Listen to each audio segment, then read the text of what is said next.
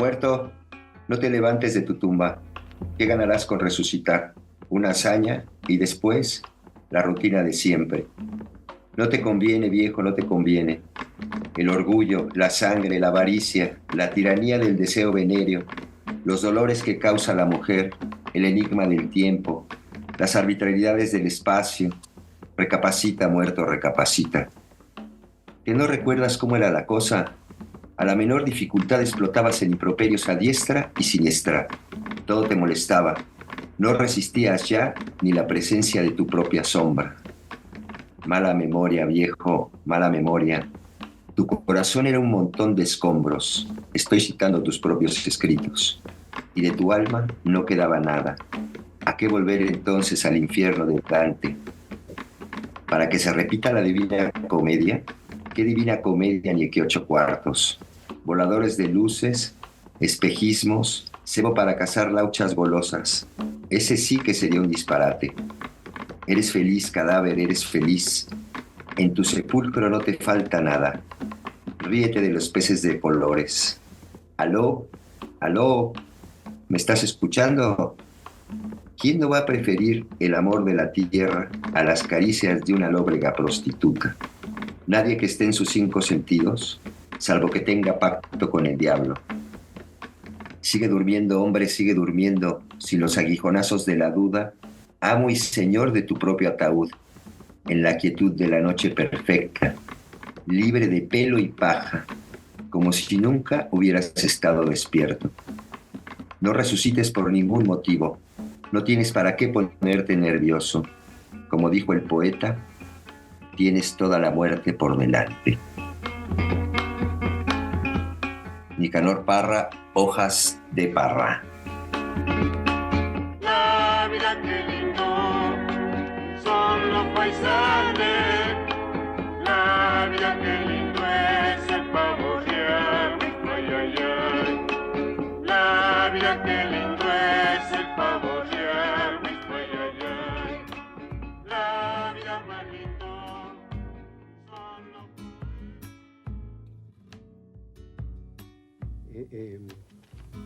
Tiene que ver esto con los chistes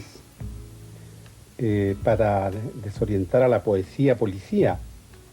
Vemos que estos son chistes contradictorios y tendremos que arriesgarnos a pensarlos simultáneamente. Esto que estoy diciendo parece que tiene un cierto grado de importancia porque es la negación del proceso dialéctico. Abajo Hegel, abajo Marx, etc. Y vuelta a los sofistas griegos. No sé si me estoy poniendo demasiado inteligente, tonto.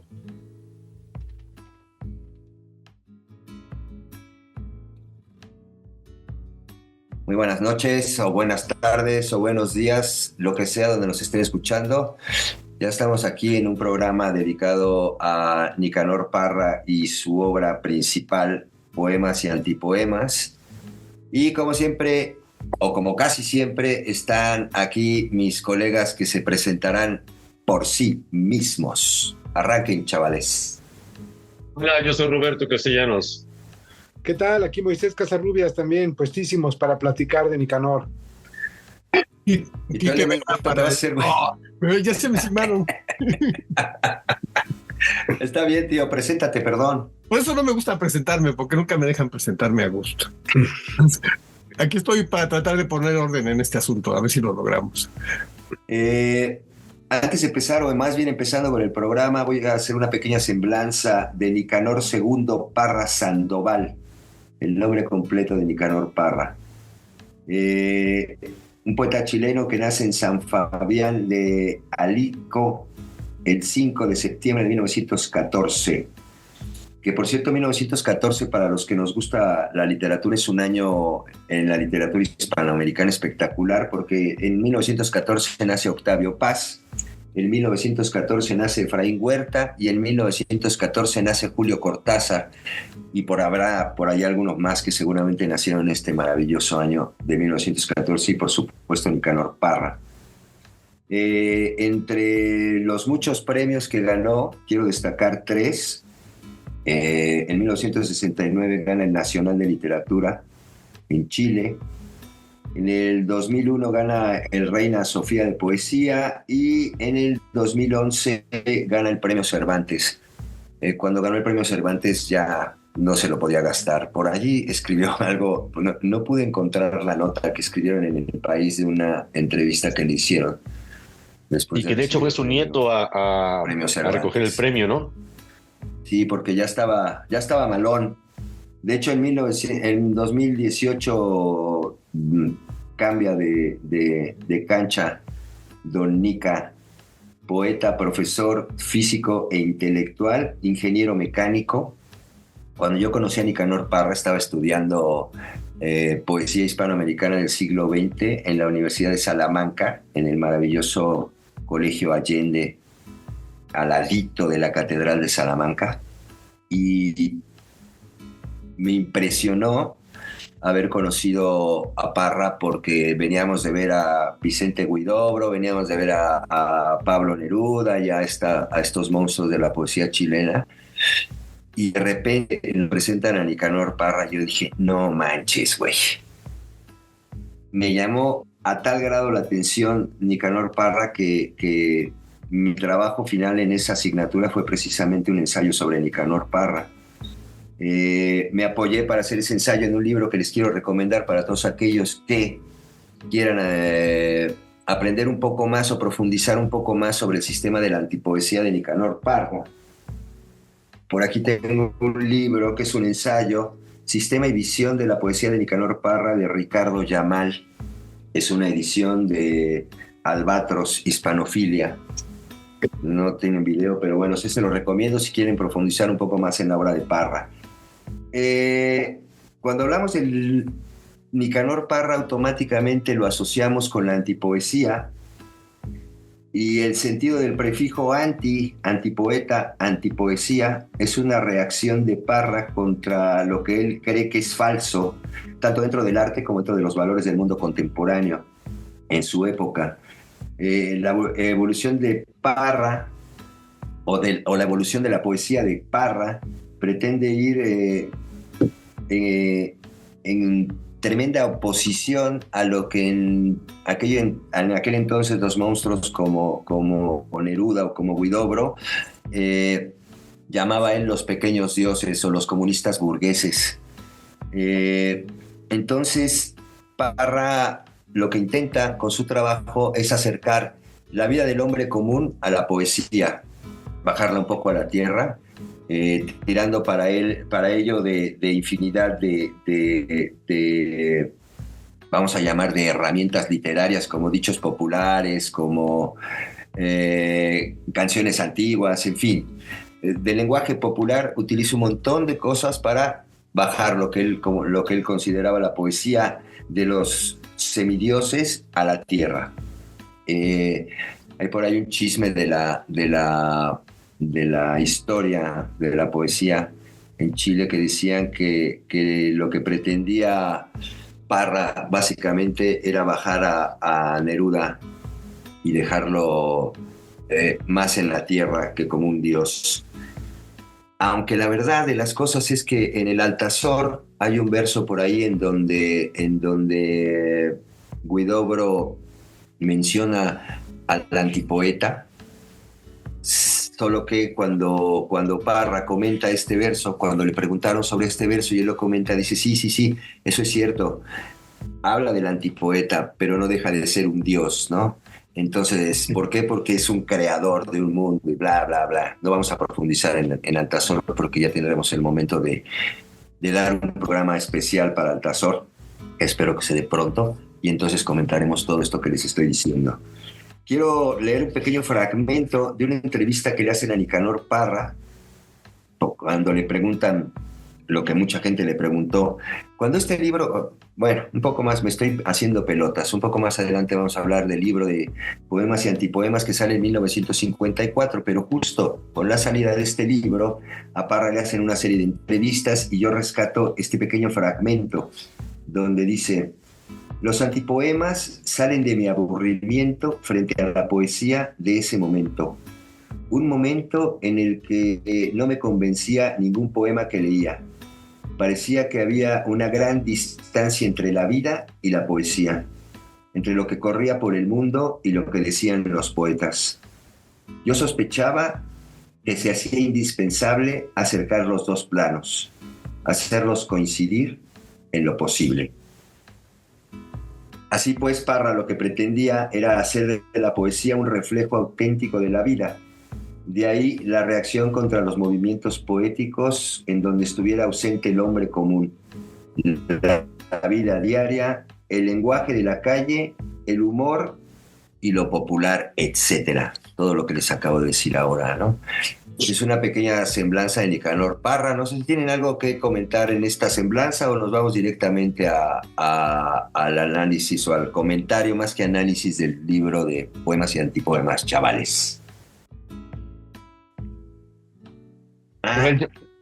Yo sí quiero hacer mención de algo, ¿no? Estamos entrando a la antipoesía, estamos hablando de una corriente que crea Nicanor Parra, pero yo creo que vale la pena poner en perspectiva por qué Nicanor Parra hace esto y en qué años, por qué no en otro lugar, o qué es lo que orilla a Nicanor Parra a pensar de esta manera. Simplemente poner elementos que hay alrededor de él, ¿no? Él es matemático, dio muchos años clases de física también, y también se fue becado, inclusive estuvo en Estados Unidos, dio también clases de cosmología. O sea, es una persona que entendía las matemáticas, que entendía el orden del universo. Y por otro lado, acababan de aventar una bomba nuclear, ¿no? O sea, tenía 9 años de que se había aventado una bomba nuclear, y eso no pasa desapercibido para alguien que tiene una sensibilidad como Nicanor Parra, ¿no? Entonces, oye, es un matemático que se hace poeta, o era un poeta que ya era poeta y se hizo matemático, por un lado, ¿no? ¿Cómo ligar la mente de un matemático que crea algo en lo que dice, a ver, aquí hay un orden que a mí no me está resultando, ¿no? Estoy leyendo a Neruda, estoy leyendo a Huidrobo, y siento que no está llegando a la gente y no está llegando. ¿Qué es lo que él quiere, ¿no? ¿Por qué quiere llegar a la gente? ¿Qué es lo que él está percibiendo? Entonces, a mí es lo que me gusta mucho de Nicanor Parra, en su contexto, ¿no? Y es un contexto donde, aparte, él no va a ser el único. Empiezan los libros en Estados Unidos también con On the Road. Hay una ideología disruptiva que comienza a decir, oye, espérame, vámonos allá, más allá de los estándares literarios decimonónicos, por decirlo de alguna manera, ¿no? Y él es completamente disruptivo en ese sentido, ¿no? El genio de Nicanor Parra es que nadie lo había hecho antes, lo hace en Chile, no nace esto. Claro, en Chile para esto ya tiene un bagaje poético muy importante, ¿no? Bueno, simplemente lo que quiero decir, y que a mí me llama mucho la atención, es que él levanta la mano como matemático, creo que como matemático y poeta, a decir, oigan, aquí esto no está funcionando como debería de funcionar, y yo tengo algo que decir, ¿no? Y vaya que lo digo. La vida más lindo son los poemas, la vida de la Gabriela Mistral,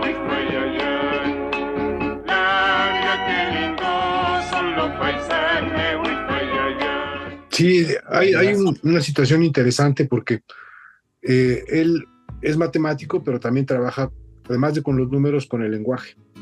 Y contemporáneamente a lo que tú estás planteando, también hay una deconstrucción de los sistemas formales, tanto en las matemáticas como en el lenguaje. Hay un poema, de hecho, donde Nicanor Parra habla del Círculo del 51, que es más o menos lo referente a Wittgenstein y la deconstrucción del lenguaje, cuando las palabras ya se vuelven conceptos vacíos que no necesariamente denominan la realidad. Es algo de lo que se plantea en este círculo.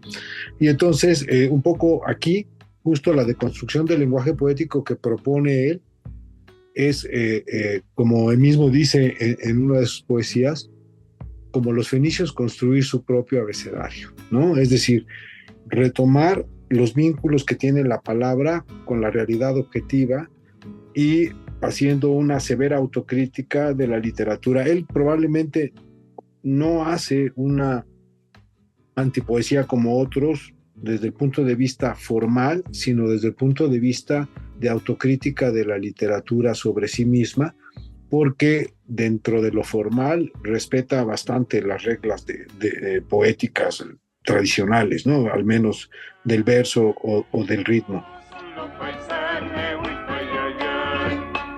Pablo de Ruta es bueno, pero Vicente vale el doble y el triple, dice la gente. Uy, ay, ay, ay. Pablo de Ruta es bueno, pero Vicente, uy, ay, ay, ay. Yo quisiera, a ver, ya que empezamos a hablar de esas cosas, yo creo que a Parra hay que verlo en cuanto a la forma y el fondo. O sea, sí está presente todo esto del contexto histórico y unas ganas de ofrecer nuevas alternativas, como las que acaba de mencionar Moy. Pero yo creo que en esencia lo que Parra está buscando es una reacción a un momento en que la poesía, pues es la poesía romántica, que también lo mencionó ahorita Roberto, ¿no? O sea, es una poesía en su mayoría, no toda, hay que ser justos, pero en su mayoría cursilona, y la que no es cursilona se va al otro extremo, es una poesía un tanto críptica. La poesía tiene mucho tiempo, digamos siglos, que acarrea ese estigma, ¿no? De que de repente es como una cosa para entendidos y cualquiera puede hacer la lectura que quiera sobre un poema determinado, eso todavía está, ¿no? Y lo que Parra quiere es dar una claridad, pues, o sea, creo que su ruptura principal está en los temas, pues, en los temas que aborda y la manera en que lo aborda y cómo integra elementos que son comunes a la cultura popular, al entendimiento común también, ¿no? Eso es muy importante con Parra, ¿no? Y en ese sentido, por ejemplo, ahorita en los comentarios que se hacen, como que se ve que tiene pues una oposición con Neruda, y pues es una oposición artificial, porque al final el que más admira a Neruda es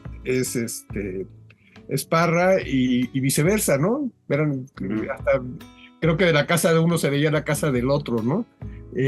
Y ahorita iremos platicando eso. Yo nada más quiero dejar como esta provocación, pues, o sea, que lo de Parra, más que propiamente que ver con la manera que se hace poesía, porque sus poemas tienen la estructura formal que tienen los demás poemas, es los temas que toca y cómo los resuelve, ¿no? Se llama Pablo Neruda, uy, ay, ay, ay. Con sequía te agarra y ganó Parra. Sí, definitivamente estoy de acuerdo contigo en el sentido de que lo que Parra busca, más que entrar en conflicto con cualquiera de los poetas que hemos estado hablando, es eso, ¿no? Lo que decía al principio, acercar al hombre común a la poesía, ¿no? Y cómo lo haces, pues a través de el lenguaje común, así de fácil, ¿no? Ahora, lo que dice Moy, el hecho de que utilice el lenguaje común no quiere decir que no tiene que no hay un rigor en su forma, ¿no?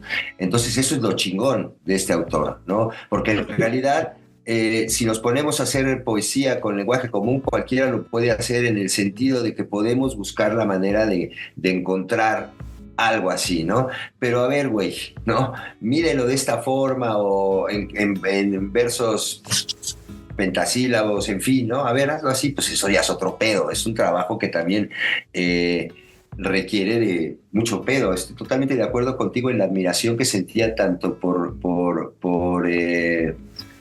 Neruda como por Huidobro, inclusive por César Vallejo también, ¿no? Al que también llamó en algún momento anti-César Vallejo, nombrándose en algunos poemas, ¿no?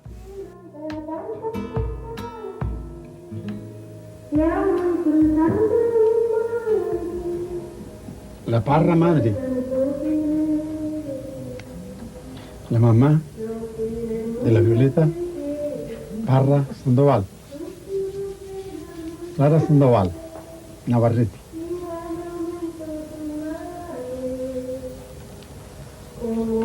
Y aquí hay 4 hermanos. Aquí está el autor de La Negrester, Roberto. hay que recordar también que quien cobija a Bolaño, a Roberto Bolaño, de los Detectives Salvajes, es Parra. Y hay también ahí una admiración mutua y de hecho la antología final que permite a Parra que se empiece a hacer de sus trabajos, porque era un tipo, hablaremos ahorita sobre su personalidad, era un tipo difícil para publicar, pues no le gustaba cómo quedaban las cosas y a los editores los hacía sufrir. Y el que lo convence al final de que haga la gran antología de la obra de Parra es precisamente Bolaño. Y, y hay alguien, ahorita les voy a recomendar un texto, cuenta que Parra no lo quería hacer, o sea, que le proponían y le proponían que juntara sus trabajos y todo eso, y no quería hasta que se mete Bolaño. Y entonces, como lo admiraba tanto, acepta hacer la antología, ¿no? Que es otra vertiente de Parra, siempre fue maestro. Que eso tiene mucho que ver, el ser maestro tiene mucho que ver con la manera que entiendes la vida y cómo transmites lo que piensas de la vida, ¿no?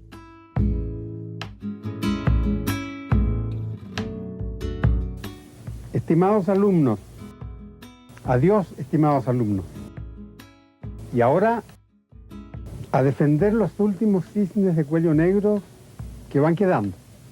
A patadas, a combos, a lo que venga. La poesía nos dará las gracias. Es correcto. Voy, Y seguí con ganas de un comentar algo. punto recurrente es en la temática, como dice Quique, un punto recurrente es la crítica al valor intrínseco del arte o del artista y al terrible dilema que enfrentan todos los artistas entre crear y sobrevivir, ¿no? De hecho, dentro de las lecturas que tuvimos ahora, que estuvimos preparando el podcast, hay por lo menos dos poemas que a mí me parece que definen mucho, donde hay toda una declaración de principios. Y uno es Preguntas a la hora del té, ¿no? Donde dice, ¿qué vale más, el oro o la belleza? ¿Vale más el arroyo que se mueve a la chépica fija a la ribera? ¿Es más real el agua que la fuente o la muchacha que se mira en ella? No se sabe, la gente se lo pasa construyendo castillos sobre arena. Es recurrente en varios de sus poemas, en diferentes libros incluso, esa crítica y también, además de la crítica, como dice él, los invito a quemar vuestras naves. Como los fenicios pretendo formarme mi propio alfabeto, no desprestigio nada, o mejor dicho, exalto mis puntos de vista. No doy a nadie el derecho, adoro un trozo de trapo, yo no tengo remedio. Es decir, está la crítica en sí y por otro lado está una declaración de principios en donde dice, lo voy a hacer a mi manera y no... El que yo tenga una postura crítica sobre lo que hacen los demás no quiere decir que los esté desacreditando, simplemente es una autoafirmación de que él no puede hacerlo de otra manera porque su misma postura, su misma congruencia le hace ser consecuente con su poesía de esa y de ninguna otra manera. Es que uno de los puntos importantes de la antipoesía es precisamente ese que estás comentando, ¿no? El ser autocrítico contigo y con tu trabajo también, ¿no? Para bajarte, porque si no entonces sería incongruente el hecho de decir voy a bajar la poesía, pero yo no me voy a bajar, o sea, yo voy a seguir siendo un dios. Entonces, aquí está la congruencia de Parra, precisamente para mí, por eso es tan importante y tan esencial Parra en la poesía hispanoamericana, ¿no? Por este tipo de cosas, porque de alguna manera ya veremos un poco más adelante los influenciados o mi influenciado favorito de Parra, para que podamos ver un poco lo que queda, ¿no? de esa herencia de Nicanor, ¿no?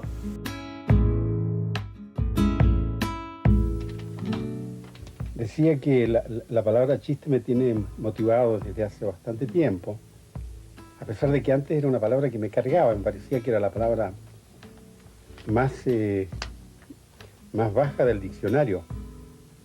Sin embargo, ahora me encanta.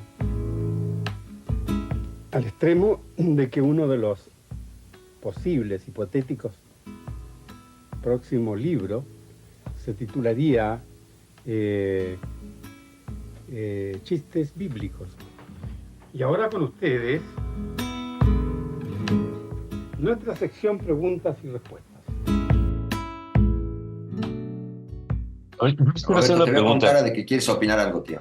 Yo les quiero hacer una pregunta a los que nos estén escuchando. Digo, la pregunta es para ustedes, para los que nos estén escuchando, que no estén familiarizados con la poesía o que van a empezar a leer poesía y de repente dicen, aparte de poesía existe la antipoesía.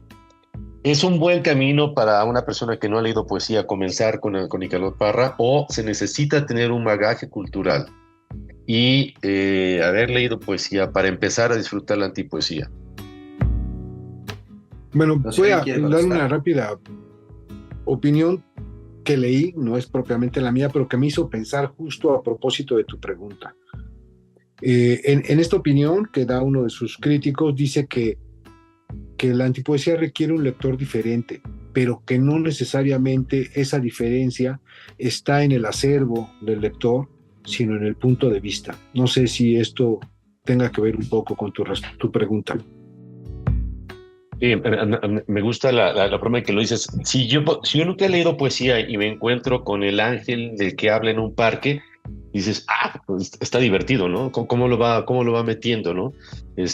Puedo tener más acceso en lugar de figuras retóricas o metáforas, a un lugar más cercano, con un lenguaje coloquial, con un lenguaje llano, inclusive con algunas reflexiones, y dice, pues, ¿esto es poesía? Pues no sabía que esto es poesía. A lo mejor yo también lo puedo hacer, como decía Oscar, pues entonces cualquiera lo puede hacer. Está hablando en un verso termina 1, 2 y 3, y esto ya se acabó, ¿no? Y dices, esto es poesía, así, ¿no? Pero ¿cómo entonces aprecias la antipoesía de Nicanor Parra para encontrar que realmente, como dice Oscar, tiene todo un lenguaje formativo, no, vaya, que para construirlo como él lo construye? Y digo, hago la pregunta, yo tengo también una respuesta, pero no sé si ustedes quieren opinar, tú, Quique o Oscar, sobre esta pregunta. Fíjate de lo que estás diciendo, o sea, es que son dos niveles. Una cosa es la poesía. Borges dice por ahí, hace poco hablamos de Borges, por ahí tiene una de sus conferencias de que el libro famoso de las 7 noches es sobre la poesía.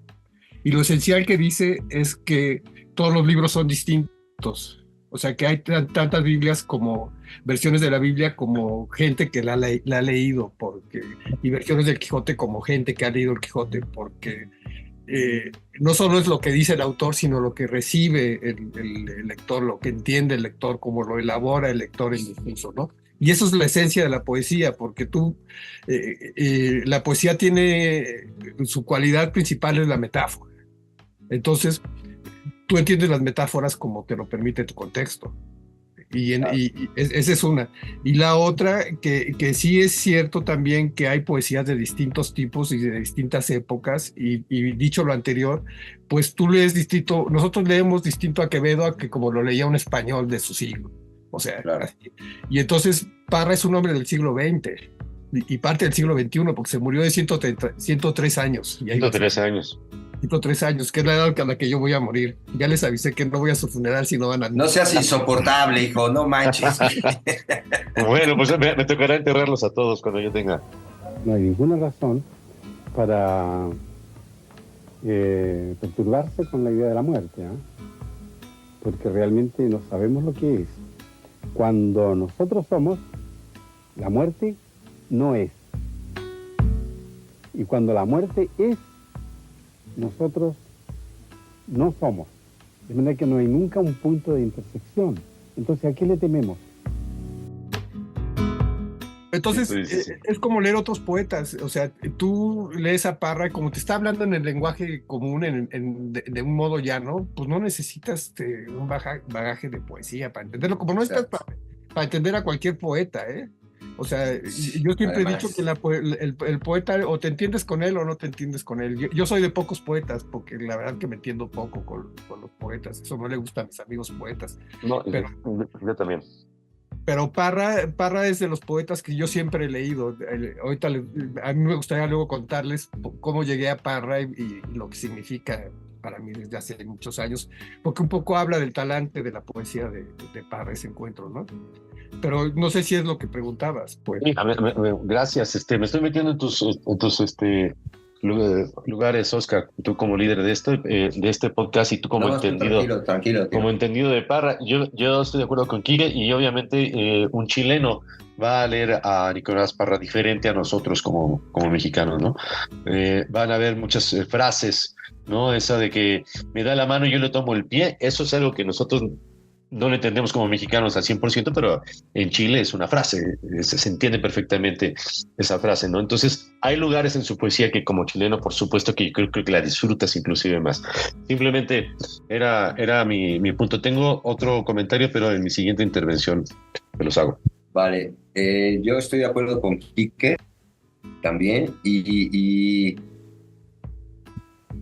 precisamente la maestra que me introdujo con Nicanor Parra, la que nos daba poesía, en algún momento surgió esto, ¿no? De esta pregunta, de otra forma, pero la misma pregunta, ¿no? Y entonces la maestra dijo, hijo, la poesía es como los vinos, ¿no? El que te gusta, y el que no te gusta, pues no te gusta, y ya está. O sea, no hay que darle más vueltas porque es así, cabrón. Sí. Entonces, para mí, un poco como Quique, ¿no? A mí sí me llama mucho la atención la poesía, sí he estudiado poesía, pero también hay unos poetas que digo, no, pues este güey no es el momento, yo qué sé, ¿no? Y en el caso de Parra, pues precisamente por tu pregunta, es como un refuerzo del comentario o de lo que pretendía Parra, ¿no? De acercar la poesía al hombre común. O sea, no necesitas ser un erudito para leer a Parra, y en general no necesitaría ser un erudito para acceder a la poesía, ¿no? Pero así, te gusta o no te gusta y ya está acá. No, yo no le daría muchas más vueltas al tamal.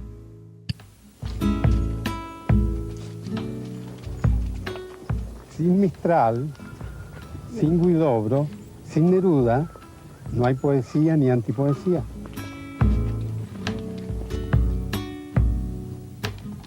Y además retiro lo dicho.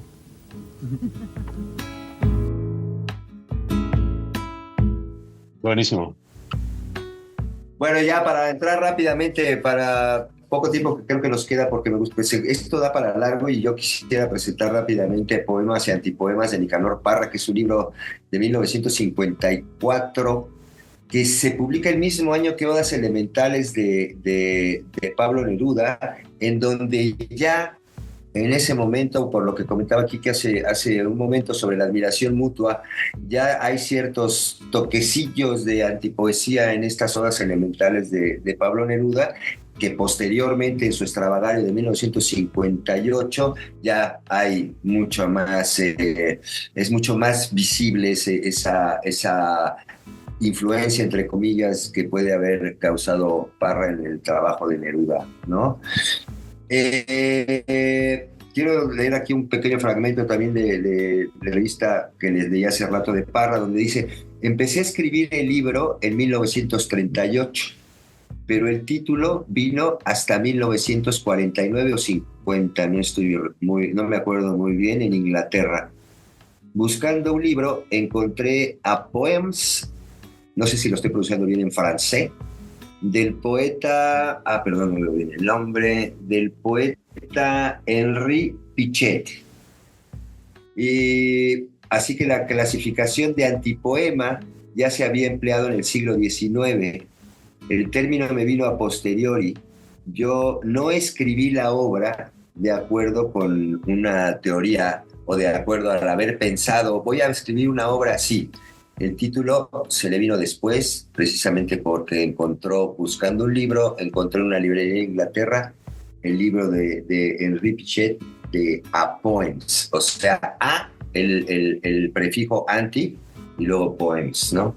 Pero la verdad de las cosas es que también comenta Parra que la antipoesía como tal, con el uso del lenguaje coloquial y del lenguaje popular, ya viene del siglo XIII con Gonzalo de Berceo. Seguramente muy al ratito nos va a hablar algo más de Gonzalo de Berceo. Y obviamente con Quevedo, ¿no? Érase un hombre a una nariz pegada, una nariz superlativa, una nariz que le escribe a Góngora, por cierto, en donde se supone que según el Lola de la historia también traían ahí sus encuentros entre Góngora. Era un pique entre los entre dos. Góngora y Quevedo, ¿no? Bueno, es muy importante para las personas que quieran adentrarse en este libro que compren la versión que viene dividida en 3 secciones, porque así es como la dividió originalmente Nicanor Parra, y esto tiene un sentido.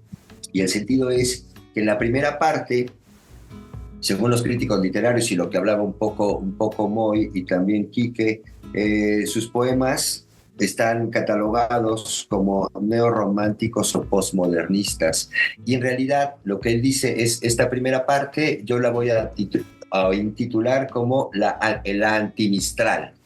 Entonces, en esta primera parte vemos versos de 5 sílabas, que además parecen canciones de cuna, y todo esto tiene un sentido, porque los que conocen la poesía de Gabriela Mistral, bueno, podrán ubicar un poco el porqué, ¿no?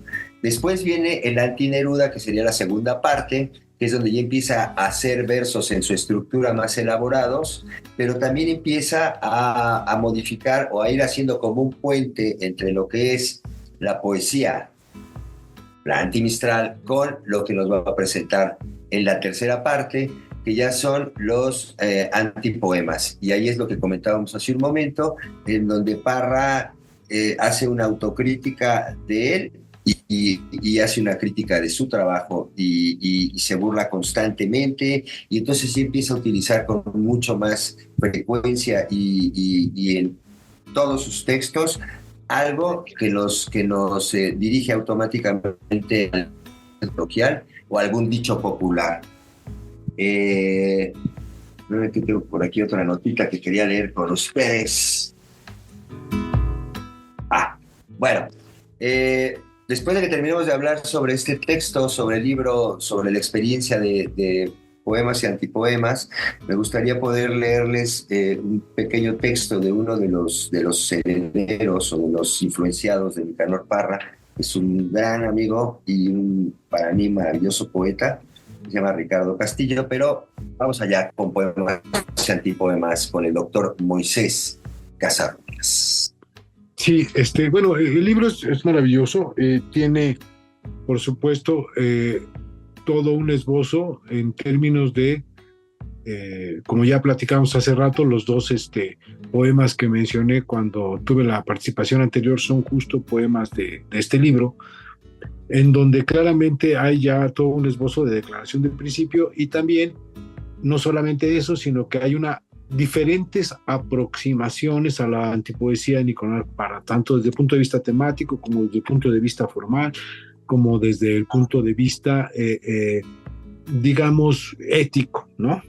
Que yo creo que esa es una de las partes fundamentales de la propuesta de Nicanor Parra.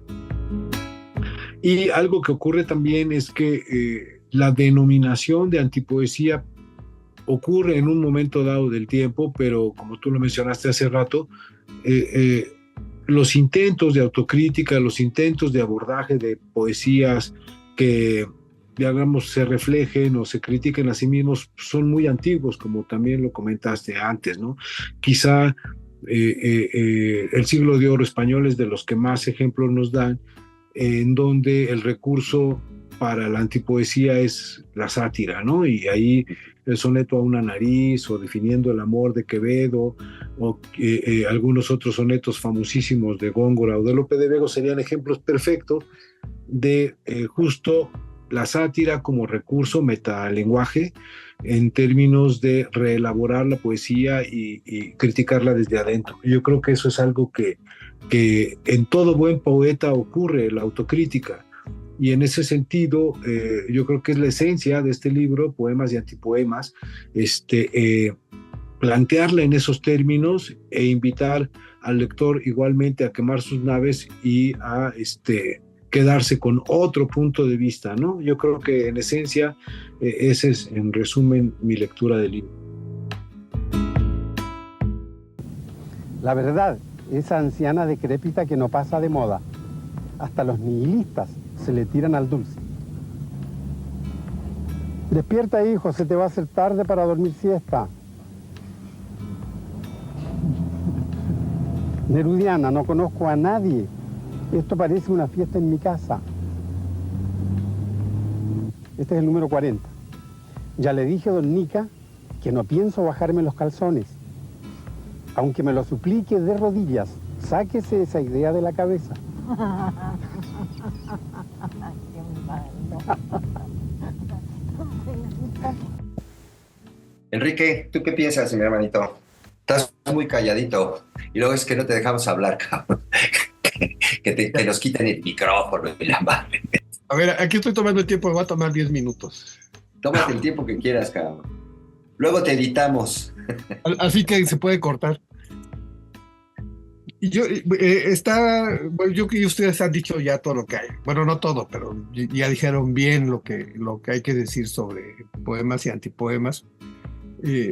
Pero sí llamar la atención que la obra es bastante amplia de Parra, que tiene influencias por todos lados, y que él mismo como personaje, o sea, era un gran personaje, ¿no? En su andar era todo lo contrario a Neruda, por ejemplo, ¿no? En su andar en la vida social, en lo político y todo, pues como que llevaba a la práctica de la vida cotidiana esas ganas de ser contestatario, ¿no? Y bueno, está lleno de anécdotas y cosas. Tuvo una vida personal toda complicada. Tuvo como 4 o 5 mujeres y la primera y la siguiente es cada vez de menor edad, ¿no? Una que le sacaba 50 años de distancia, ¿no? Y todo eso se ve, ya leyeron ustedes algunas cosas, pero a mí me gustaría leer esta parte que viene en el rap de la Sagrada Familia, que ya desde que se llama el rap de la Sagrada Familia, ¿no? Y dice: en una aldea maldita, con ínfulas de ciudad, un viejo se enamoró de una menor de edad. El viejo rejuvenece de pura felicidad y para alargar el cuento se casa con la beldad. Jesús de los afligidos, hágase tu voluntad. Entonces, ahí se ve su modo de llevar la vida, ¿no? Hay un textito de Leila Guerreiro que anda como de moda últimamente, que es una cronista argentina extraordinaria, una periodista, que se llama En busca de Nicanor, que está en un libro que trae varias entrevistas, varios trabajos sobre escritores argentinos y chilenos, y ahí viene esto. Pero también cuenta algo que es, yo conocí a Nicanor Parra cuando estaba en la prepa, cuando andaba queriendo hacer la revolución. Otra medida revolucionaria: perdonar todos los delitos de amor.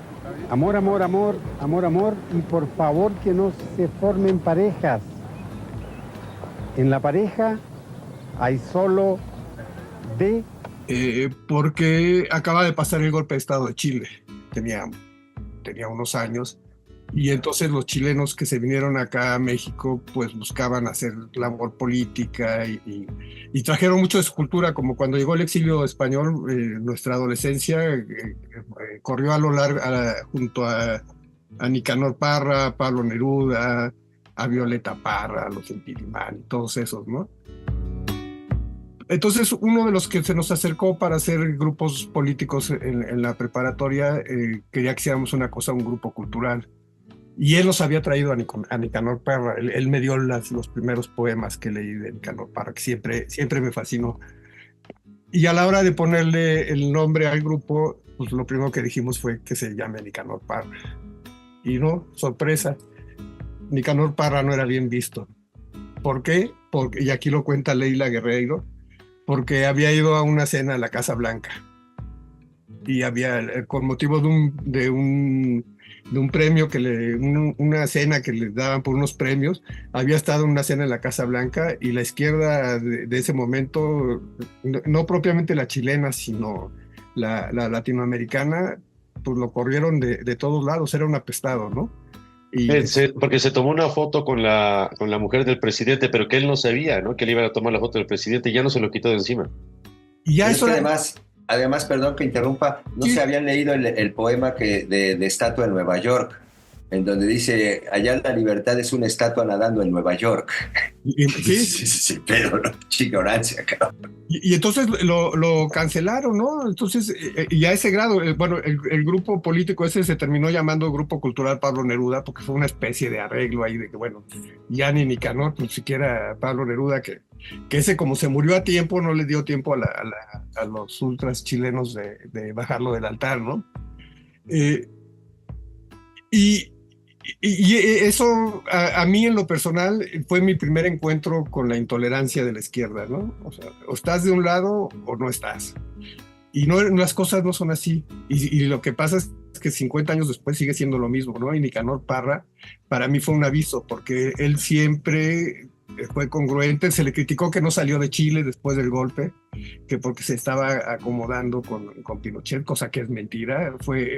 Yo creo que su labor dentro de Chile como ese poeta incómodo, ese intelectual opuesto, fue muy importante para la resistencia.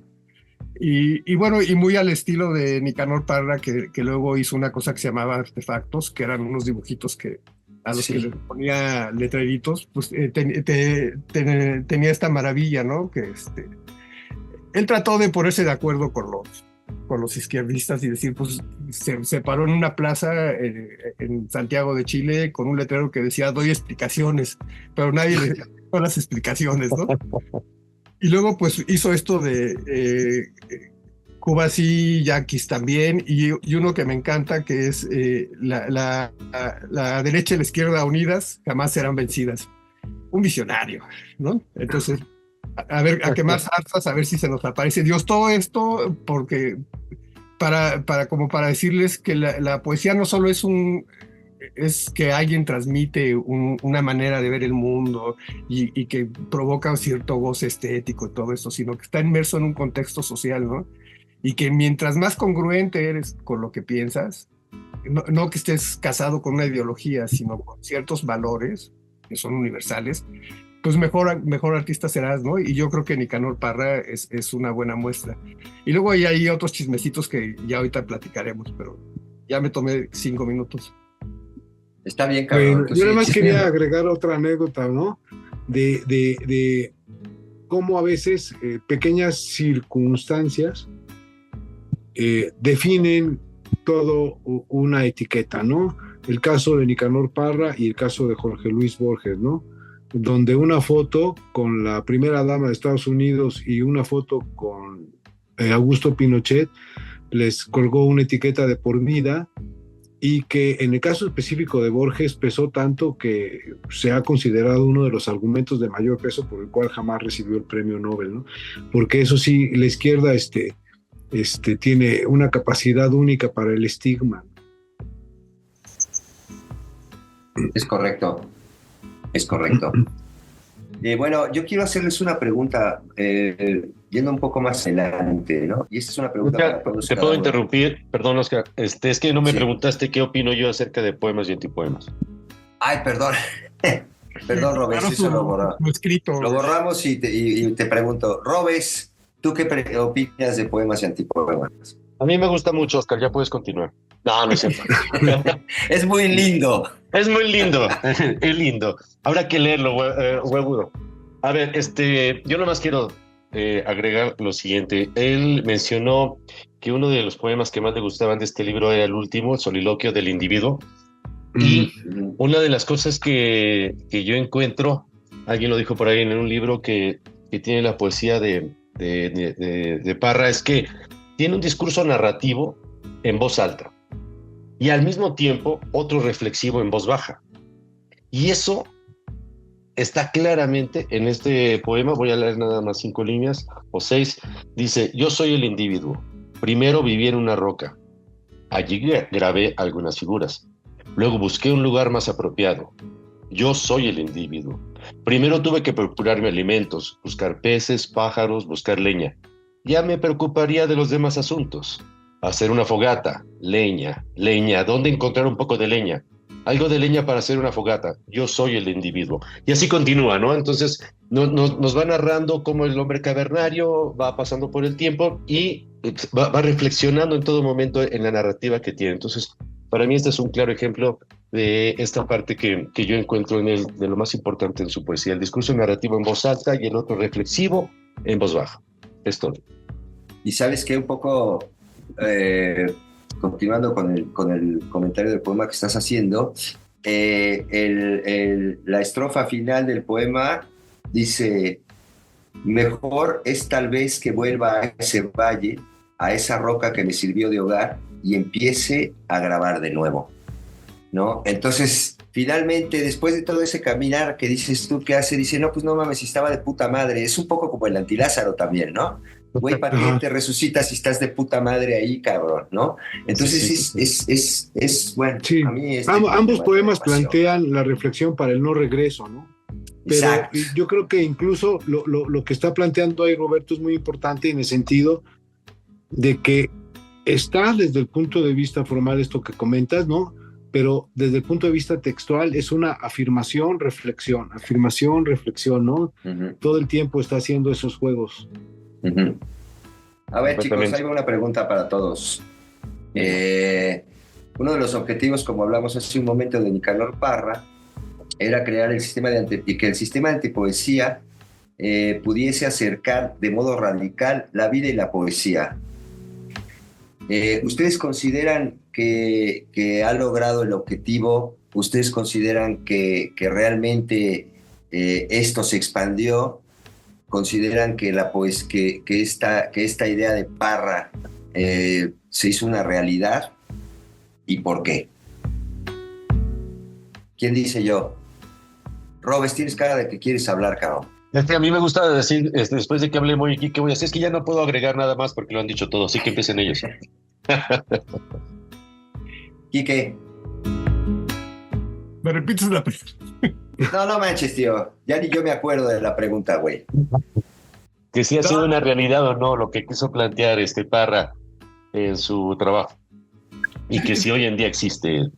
¿Y por qué? Bueno, está su obra, digo, ¿qué más realidad quieres, no? O sea, No, pero estoy hablando de herederos, que si hay una herencia, si tú consideras que hay una herencia. Yo creo que influyó en mucha gente, para mí, así claramente en Sabina. O sea, Uh-huh. Sabina tiene mucho de Nicanor. De hecho, cuando le dan aquel premio que mencionabas, el Cervantes, creo que era, ¿no? Sí. Cervantes en el 2011. En el 2011. O el Reina Sofía. Hoy le cambiaron. No fue el Cervantes. Y Sabina le dedica un poema, lo recibe con un poema en España, que por cierto Nicanor no llega, como bien dice, ¿no? Sino que manda a alguien. A su nieto. Y el poema se llama Y para colmo, hermano de Violeta, ¿no? Y bueno, pues ahí está el poema, lo pueden buscar en las redes y está el poema, pero a lo que voy es que Sabina tiene de alguna manera Sabina es en la canción es lo que Nicanor es en la poesía. Correcto. Tiene las mismas intenciones. Hay frases de poemas de Nicanor que están en las canciones de Sabina. Sabina no fusila, él siempre deja ver claro de dónde está tomando, ¿no? Entre la Condesa y Julio, mi escaño de contertulio, mi carnet de fundador de la mesa más redonda del café de Nicanor. Y bueno, y hay otros que yo no sé si eran amigos, si se conocían, se influenciaron por medio de un contacto o nada más fue porque el contexto lo dio, pero yo creo que tenemos nuestro Nicanor Parra o Chile tiene su Efraín Huerta, porque son es lo mismo, pues, o sea, no es lo mismo, pero es tan igual, tiene las mismas. Pero es igual. Todo eso, que yo creo que Nicanor hubiera firmado este poema, ¿no?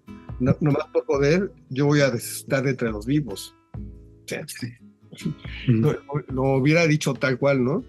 Y en ese sentido de procurar un lenguaje llano, directo, pero con esas contraposiciones de ideas que al final es lo que busca él, lo que acabas de leer tú, ¿no? Te va llevando por un lado, pero la conclusión es como el subtexto de que está hablando Roberto.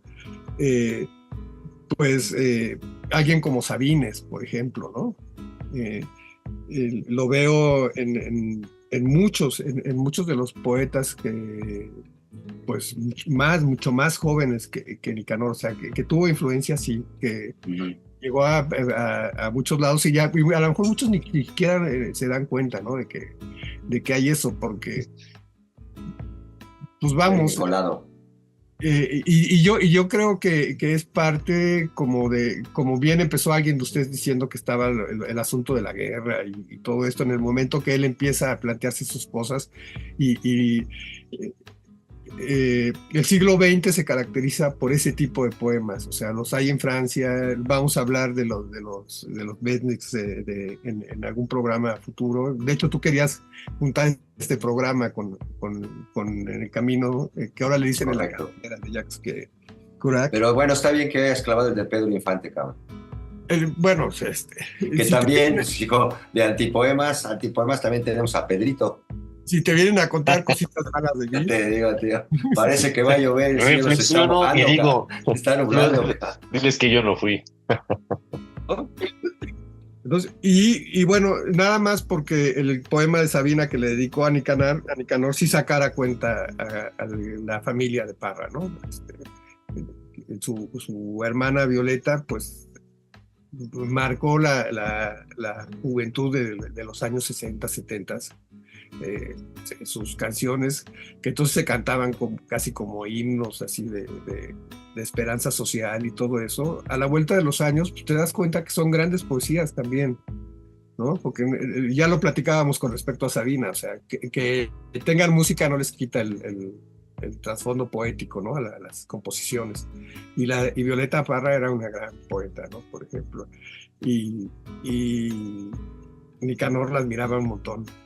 También tiene por ahí un poemas dedicados a ella, y Violeta le hizo en honor a él y a otros poetas de los que hemos hablado, Huidrobo, Neruda y todo eso, la cueca de las poetas, que también vale la pena escuchar, ¿no? Y creo que ya me fui por otro lado. ¿Cuál era la pregunta? Olvídala, hijo. Ya, déjalo así, hijo. Tú, Moy, ¿tú sí te acuerdas de la pregunta? Sí, yo sí me acuerdo de la pregunta. Yo creo que como propuesta tuvo muchas trascendencias, pero la más importante es que sigue teniendo lectores, ¿no?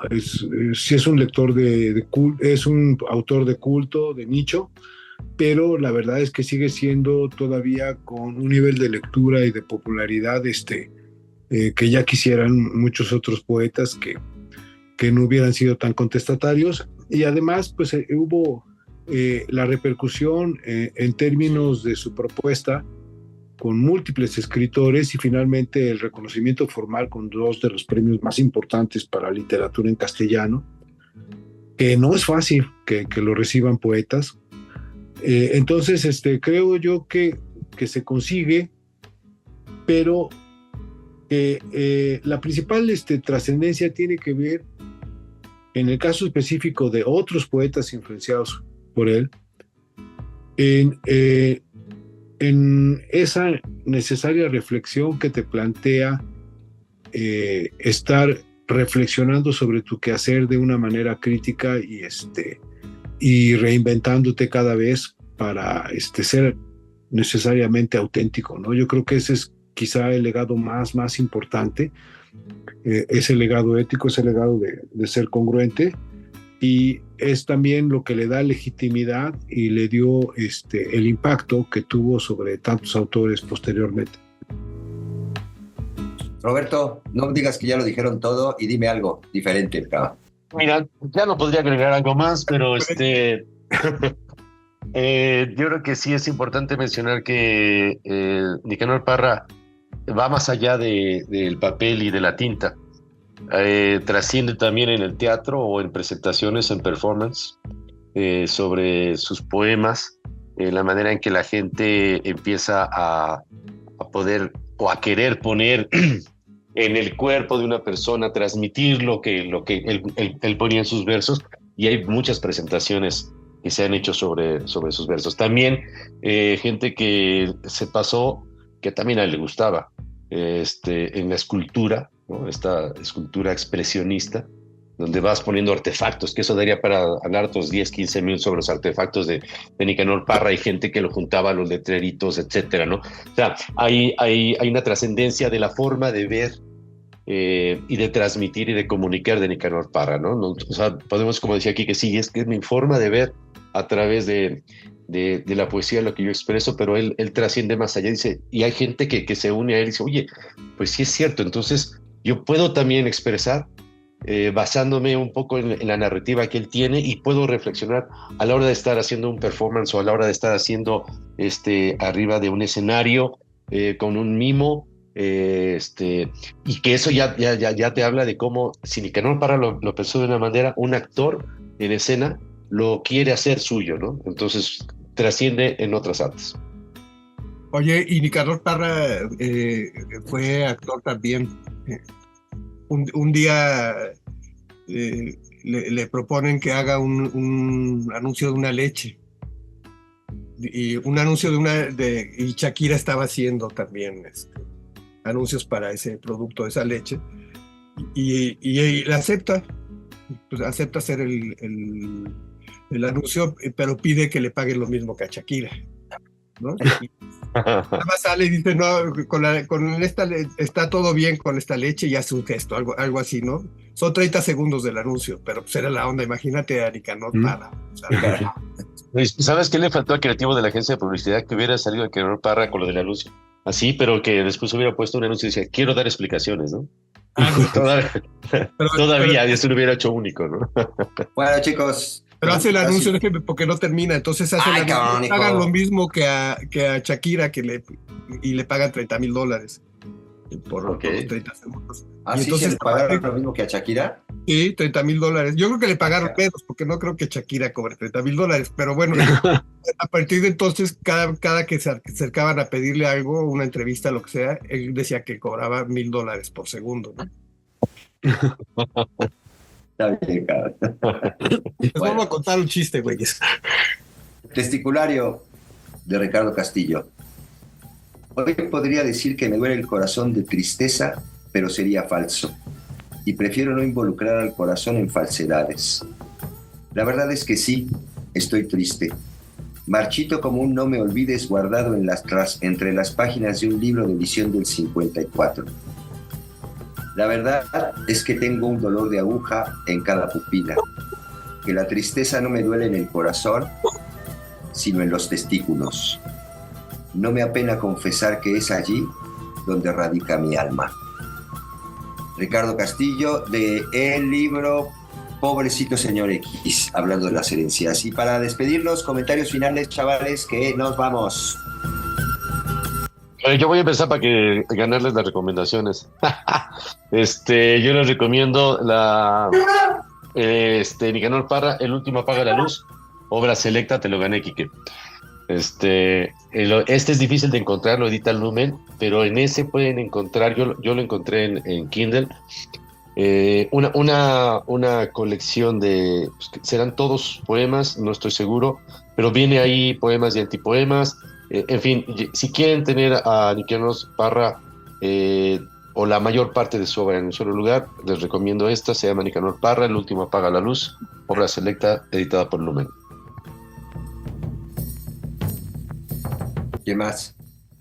Bueno, yo quisiera recomendar también, en este caso, como complemento, que escuchan las canciones de Violeta Parra y los discos de la Peña de los Parra, que pues, con sus sobrinos, porque, reflejan todo un contexto de época, toda una manera de la cultura popular chilena de ese tiempo, y además para entender todo el talento que tenía esa familia en diferentes expresiones artísticas.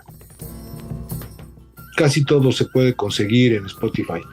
Nada más pongan La Peña de los Parra o Violeta Parra y van a encontrar muchísima música que también es poesía. Quique. Bueno, y ya, ahora sí ya me ganaron las recomendaciones los dos, pero bueno. Es que es una obra inmensa. Yo recomiendo que se acerquen a los artefactos, la verdad valen mucho la pena y son muy divertidos.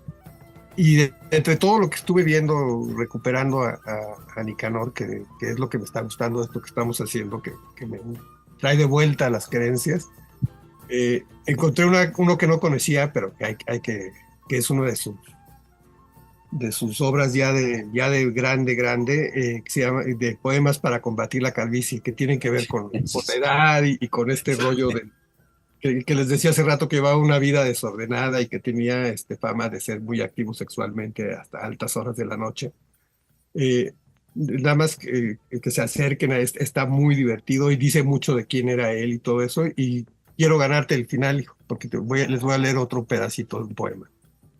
Escribe a razón de aquella mujer a la que le llevaba varias décadas, dice Nicanor: lo que yo necesito urgentemente es una María Kodama que se haga cargo de la biblioteca. Con una viuda joven en el horizonte, el tiempo no transcurre, el ataúd se ve de color rosa, hasta los dolores de guata provocados por los académicos de Estocolmo desaparecen como por encanto. Lo que yo necesito urgentemente es una María Kodama que se haga cargo de la biblioteca. Alguien que quiera fotografiarse conmigo para pasar a la posteridad. Una mujer de sexo femenino plenamente consciente de sus actos. Sí, señor. Una rubia despampanante que no le tenga asco a las arrugas. O en su defecto, una mulata de fuego. No sé si me explico. Todo Quijote, por roñoso que sea, tiene derecho a una Dulcinea. El autor no responde de las molestias que puedan ocasionar sus escritos. Aunque le pese, el lector tendrá que darse siempre por satisfecho. Sabelius, que además de teólogo, fue humorista consumado, después de haber reducido a polvo el dogma de la Santísima Trinidad.